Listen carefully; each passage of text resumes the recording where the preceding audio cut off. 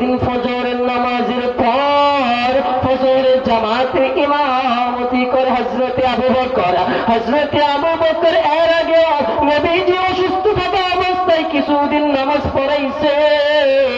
যেই দিন নবীজি মারা যায় সেই দিন হযরতে আবু বকর ইমাম হয়ে যায়।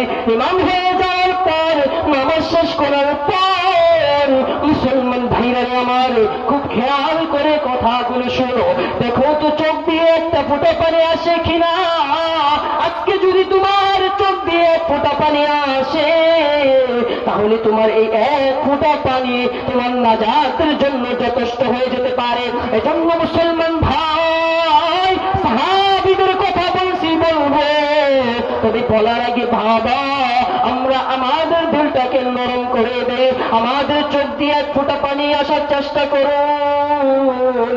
কান্না না আসলে কান্নার ভান করো না মুসলমান ভাই।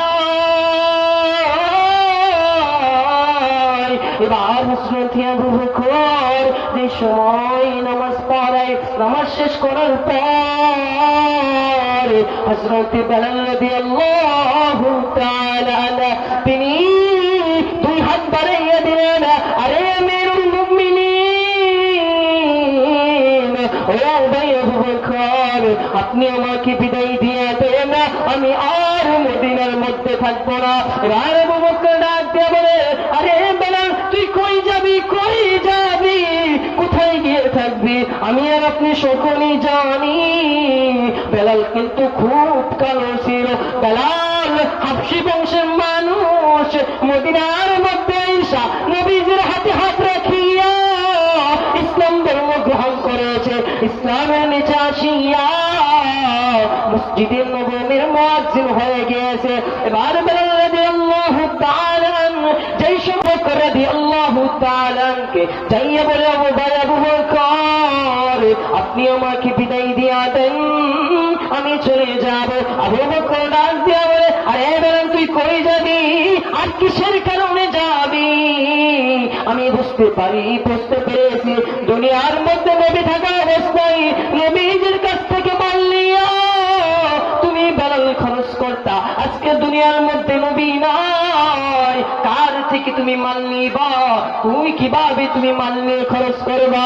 এবার হযরতে ওমর রাদিয়াল্লাহু তাআলা ডাক দিয়া বলে, রে ভাই বেলাল, আমি ওমর যদি একবেলা খানা খাই তাহলে তুমি আমার সঙ্গে একবেলা খানা খাইবা।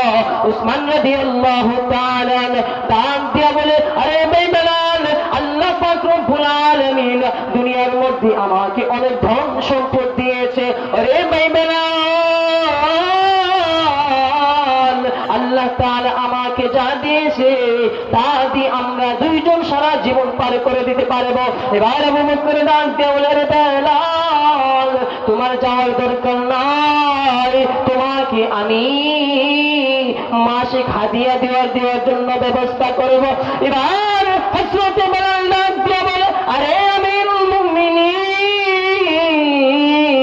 টাকার জন্য আমি মদিনা ছাড়ি না, টাকার জন্য আমি মদিনা থেকে যাই না। আরে আমিরুল মুমিনিন জানেননি যেই দিন আমার নবী জীবিত ছিল, আমার নবী সুস্থ ছিল, সেই সময় আমার নবী যেই সময় রাস্তা দিয়ে হাঁটাচলা করতো আমি বেলাল নবীজির সাথী হইয়া যাইতাম। পাহাড় পর্বত দিয়া নবীজি যেই সময় যাইতো আমি বেলাল নবীজির রাস্তার আগে আগে যাইতাম, রাস্তা থেকে পাথরগুলো সরিয়া দিতাম।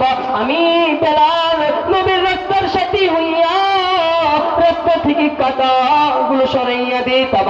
আমি বেলাল মসজিদে নববীর দূর থেকে অপেক্ষা করতাম কোন সময় আমার নবী আসবে। আমার নবী আসার পর মসজিদে ঢুকার পর আমি বেলাল নবীজির জুতাগুলো নিয়ে একটি জুতা আরেকটি জুতার সঙ্গে লাগাইয়া আমার বহুল ধরে রাখতাম। জুতাটা জড়াইয়া আমি আরামের একটি নিঃশ্বাস নিতাম। আরে আমিরুল মুমিনিন, যেই মদিনায় আমার নবী নাই সেই মদিনায় আমি থাকতে পারবো না, আমি কার সঙ্গে চলবো? আমি কোন রাস্তা দিয়া চলবো? আমি মসজিদ থেকে কার জুতা নিয়া আমার বুকের মধ্যে লাগাইয়া আমি আমার মনটাকে সান্ত্বনা দিব? বেলাল এইসব বলে আর মদিনা ছেড়ে চলে যাই। এবার বেলাল মদিনা ছেড়ে চলে যাওয়ার পর মুসলমান ভাইরা রে আমার, একদিন নয়, দুদিন নয়, 3 দিন নয়, 1 মাস নয়, 2 মাস নয়, 3 মাস নয়, একটানা 6টি মাস কেটে যায়, কিন্তু বেলাল মদিনার মধ্যে আসে না। একদিন নবীজি বেলাল রাদিয়াল্লাহু তাআলাকে স্বপ্ন দেখায়, আরে বেলাল,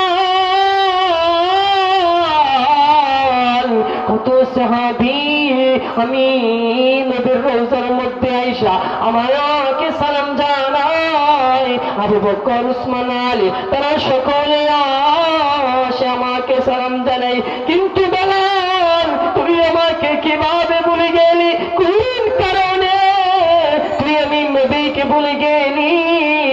আজকে 6টি মাস হয়ে গেল, তুই আমাকে একটিবারের জন্য সালাম জানাইলি না।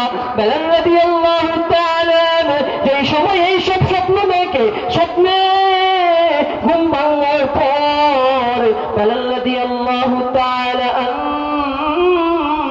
ঘুম থেকে জাগ্রত হওয়ার পর সাথে সাথে মদিনার পথে রওনা। এবার বেলাল রাদিয়াল্লাহু তাআলা মদিনার রাস্তার মধ্যে আসার পর ছোট ছোট মাসুম বাচ্চারা তারা দেখে বেলাল রাদিয়াল্লাহু তাআলা রাস্তা দিয়ে মদিনায় আসতেছে। এবার মাসুম বাচ্চারা তাদের বাড়ির মধ্যে যাইয়া মা বাবাকে বলে, আমার নবী মনে হয় আবার দুনিয়ার মধ্যে চলে আসছে, আমার নবী মনে হয় আবার মদিনার মধ্যে চলে আসছে। এবার বাচ্চাদের মা ডাক দিয়া বলে, কোন কারণে মদিনার মধ্যে আবার নবী আসবে? মদিনা থেকে তো নবী দুনিয়া থেকে তো চলে গিয়েছে। এবার বাচ্চারা ডাক দিয়া বলে, আরে আম্মা, আরে আব্বা, জানেননি যেই দিন নবীজি চলে যায় মদিনা থেকে নবীজি চলে যায়, সেই দিন বেলাল মদিনা থেকে চলে যায়। আজকে বেলাল আমার এসেছে, মনে হয় দুনিয়ার মধ্যে নবীজি এসেছে। আল্লাহু আকবার বলেন না। মুসলমান ভাইরা আমার, গভীর মনোযোগ দিয়ে কথাগুলো শুনেন, দেখেন আশিকে রাসূল কাকে বলে। আমি তুমি মুখে আশিকে রাসূল বললে হবে না, আশিকে রাসূল কাকে বলে শিক্ষা নিতে হবে সাহাবায়ে কেরামের কাছ থেকে। এবার বেলাল রাদিয়াল্লাহু তাআলা মদিনার মধ্যে আইসা নবীজি রওজার পাশে দাঁড়াইয়া নবীজিকে সালাম জানায়। দূর থেকে সকল সাহাবীরা নবীজি রওজার মধ্যে আসিয়া বেলালকে ঘিরে ধরল। আরে ভাই, আরে বেলাল, কিসের কারণে তুমি কান্না করো? কান্না থামাও, অনেক দিন যাবত তোমার আজান শুনি না। বেলাল কিন্তু মদিনার মুয়াজ্জিন ছিল, আমরা সকলেই জানি। এবার সকল সাহাবীরা ডাক দিয়া বলে, আরে ভাই বেলাল, আমাদেরকে তোমার মধুর কণ্ঠে আজানটা শোনাও না। বেলাল ডাক দিয়ে বলে, না না না, আমি আজান দিলে আমার নবী নামাজ পড়াইতো, আজকে আমি আজান দিব কিন্তু আমার নবী নামাজ পড়াইবে না, এই আজান আমি বেলাল দিতে পারবো না। যে সময় এইসব কথা বেলাল বলে, সেই সময় সাহাবীরা বুঝে গিয়েছে বেলাল এভাবে বললে কাম হবে না, বেলাল আজান দিবে না। এবার কয়েকজন সাহাবী ডাক দিয়া বলে, আমরা বললে কাজ হবে না, দেখো তো নবীর নাতি হাসান আর হুসাইন কোথায়, যাও যাও যাও হাসান হুসাইনকে নিয়ে আসো। এবার হাসান হুসাইন আসার পর বেলাল রাদিয়াল্লাহু তাআলা এর হাতের মধ্যে দরিয়া ডাক দিয়া বলে, ও নানার মুয়াজ্জিন, একটু কি আজান শোনাই বানি? অনেকদিন যাবত তোমার কণ্ঠে আজান শুনি না। এবার বেলাল রাদিয়াল্লাহু তাআলা নজর করে দেখে, খেয়াল করে দেখে ভাই হাসান আর হুসাইন, তাদের চেহারার মধ্যে যেন কিরকম নবীর চেহারা দেখা যায়। বলেন না আল্লাহু আকবার। আর একবার বলেন আল্লাহু আকবার। আরে একটু জোরে বলেন না ভাই আল্লাহু আকবার। একটু খেয়াল করে দেখেন আশিকি রাসূল কাকে বলে, নবীর প্রতি তাদের কিরকম ভালোবাসা, নবীর প্রতি তাদের কিরকম প্রেম মোহাব্বত। আরে মুসলমান ভাই, বেলাল যখন খেয়াল করে দেখে ইমাম হাসান হুসাইন এর চেহারার মধ্যে কিরকম নবীর চেহারা দেখা যায়, এবার বেলাল ডাক দিয়া বলে, ও ইমাম হাসান হুসাইন, তোমার চেহারার মধ্যে কিরকম জানি আমার নবীর চেহারা দেখা যায়। তোমরা বলেছ আমি আর দেরি করব না, তোমরা বলেছ আমি এখনই আজান দেব। এবার বেলাল রাদিয়াল্লাহু তাআলা আজান দেওয়ার জন্য প্রস্তুতি হয়ে গেলেন। প্রস্তুত হয়ে যাওয়ার পর বেলাল রাদিয়াল্লাহু তাআলা আজান দিচ্ছে, আল্লাহু আকবার আল্লাহু আকবার,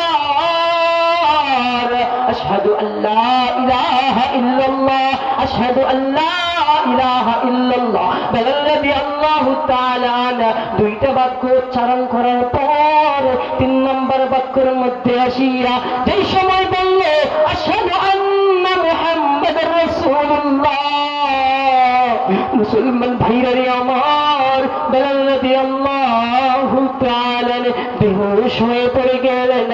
এবার বেলাল রাদিয়াল্লাহু তাআলা বেহুশ হয়ে যাওয়ার পর সকল সাহাবীরা বেলাল রাদিয়াল্লাহু তাআলা আনকে হুশে ফিরালেন। হুশে ফিরানোর পর বেলাল রাদিয়াল্লাহু তাআলা বলে, তোমাদেরকে আমি আগেই বলেছি দুনিয়ার মধ্যে নবী নাই, আর আমি বেলাল আযান দিতে পারবো না। মুসলমান ভাই, কেমন আশিক ছিল বেলাল, আজকে আমাদের কি অবস্থা? আমরা মুখে বলি নবীকে ভালোবাসি, কিন্তু আমাদের কাজে কামে তা পাওয়া যায় না। কথা বলেন ঠিক কিনা? নবীর প্রতি কেমন ভালোবাসছিল তারা, আমাদের কি অবস্থা? আল্লাহ পাক রব্বুল আলামিন জানাইয়া দিলেন, নবী গো, আপনাকে যারা অনুসরণ করবে অনুকরণ করবে তারা আমি আল্লাহকে ভালোবাসলো। এজন্য মুসলমান ভাই, আল্লাহকে ভালোবাসতে হলে আগে নবীকে ভালোবাসতে হবে। নবীর সুন্নাহ নিজের গায়ে আগে লাগাতে হবে। নবী যেভাবে বলেছে সেভাবে চলতে হবে।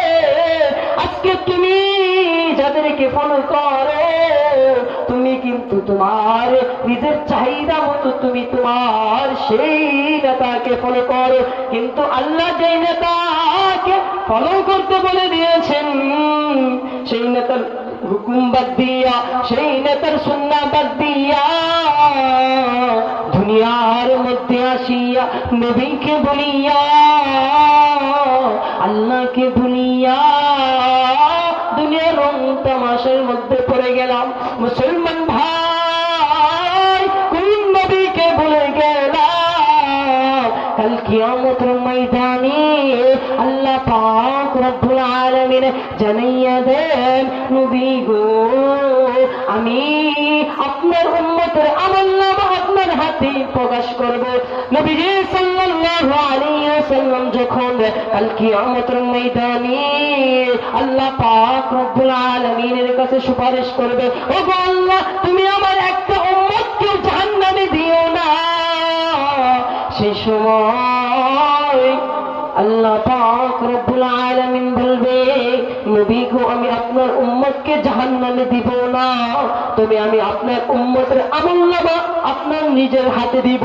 আপনি দেখে তারপর আপনার উম্মতের সুপারিশ করবেন। মুসলমান ভাইরারি আমার, এখন যদি আমাদের আমলনামা নবীর হাতে পড়ে, দেখা যাবে এক ওয়াক্ত ফজরের নামাজ নাই, দেখা যাবে এক ওয়াক্ত জোহরের নামাজ নাই, দেখা যাবে আসর নাই, মাগরিব নাই, এশা নাই, বছর গিয়েছে বছরের পর বছর গিয়েছে, নবীর সুন্নাহ আমাদের নাই, আমাদের মুখে দাড়ি নাই, নবীর সুন্নাহ পাঞ্জাবি টুপি আমার গায়ে নাই, আমরা খ্রিস্টানদেরকে ফলো করি।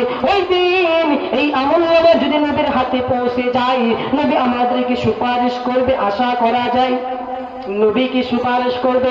এজন্য মুসলমান ভাই, এখানে যারা আছেন, যে কয়জন আছেন, আপনাদেরকে হাতে পায়ে ধরে বলে যাই, কেউ কি পারবেন আমি একজন ছোট্ট মানুষ, আমাকে ওয়াদা দিতে আজ থেকে কেউ নবীর সুন্নাহ ছাড়বো না, দাড়ির মধ্যে কেউ খুর লাগাবো না।